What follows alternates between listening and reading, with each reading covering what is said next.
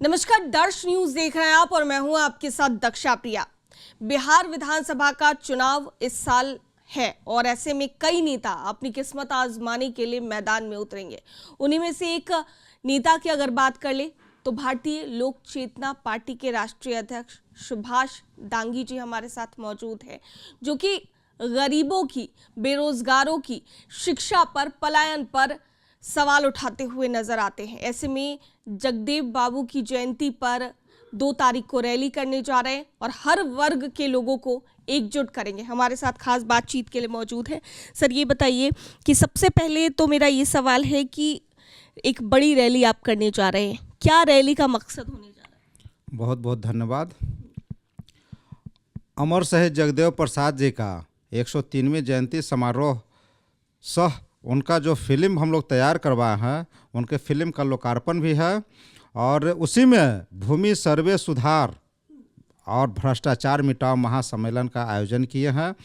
उसमें जो भी भूमि में जो भूमि सर्वे में जो गड़बड़ियाँ हो रही है उसके विषय में लोगों को मैं निमंत्रण दिया हूँ, लोगों को बुला रहा हूँ कि उसके विषय में आए, क्या गड़बड़ियाँ हो रही है, सरकार की क्या परेशानी, सरकार क्या परेशान कर रही है। सरकार के पदाधिकारी लोग जो भी हैं वो भूमि से रिलेटेड वो लोग पदाधिकारी लोग कैसे किसान लोगों को, गरीब लोगों को परेशान कर रहे हैं, उसके विषय में लोगों को बुला करके मैं बताने का काम करूँगा उस दिन। इसीलिए मैं बुला रहा हूँ कि लोग आएँ और बताऊँगा मैं उनको। ठीक है, ये तो बात रही 2 तारीख की, लेकिन फिलहाल चुनाव है, सभी की अपनी अपनी महत्वाकांक्षा होती है।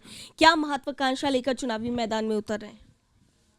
हमारा महत्वाकांक्षा तो है कि जैसे हम लोग चुनाव के मैदान में तो आएंगे ही, लेकिन सबसे बड़ी चीज़ है कि जो अभी तक जो भ्रष्टाचार है उसका जब तक निराकरण नहीं होगा, जब तक सरकार निराकरण नहीं करेगी, तब तक कैसे उसका काम किया जाएगा। और हम लोग अपना कम से कम 150 सीट पे हम लोग का तैयारी हो चुका है चुनाव लड़ाने के लिए और हम लोग तैयारी में लगे हुए हैं। जितना ज़्यादा से ज़्यादा सीट पर तैयारी हो जाएगी उतना ज़्यादा से ज़्यादा सीट पर चुनाव लड़वाएंगे। तो ऐसे में जिस तरीके से चुनाव की तैयारियां हैं, 150 सीट की आप बात करें तो 150 सीट आपको लगता है कि और भी कई सारे ऐसे, अगर पक्ष की बात कर ले, विपक्ष की बात कर ले और कैंडिडेट्स ऐसे भी कई सारे मैदान में आएंगे, अपने आप को कहाँ तक मजबूत आप मानते हैं? हम अपने आप को जो मजबूती है हम लोग का, जो हम लोग के समर्थन में जो लोग हैं उन लोगों का सहयोग हमारा है। सब लोग जिस जिला में हम लोग का पदाधिकारी लोग हैं वो वहाँ के लोग हम लोग के साथ में हैं। हम लोग का मजबूती वही रहेगा। तो अब से तैयारियां शुरू हो रही है जी। हम लोग का तैयारी तो अभी नहीं, लोकसभा चुनाव के पहले से ही विधानसभा का तैयारी शुरू था। अभी तो हम लोग लोगों से मिलजुल करके लोगों को मैं समझाने का काम कर रहा हूँ और बताने का काम कर रहा हूँ।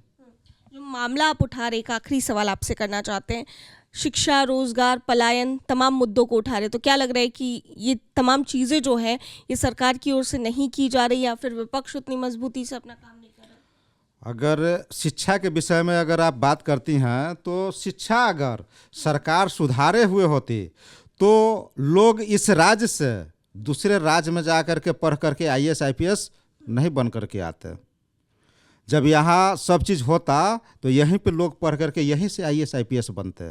लेकिन दुर्भाग्य की बात है, बिहार की दुर्भाग्य है कि यहाँ लोगों को व्यवस्था नहीं है, एजुकेशन हब नहीं है, नहीं रहने के कारण दूसरे राज्य में जा कर के वो पढ़ करके आते हैं। और यहाँ बिहार के जो भी नेता लोग हैं, लोग कहते हैं कि हमारे बिहार से IAS IPS तैयार किए हैं, हमारे बिहारी हैं।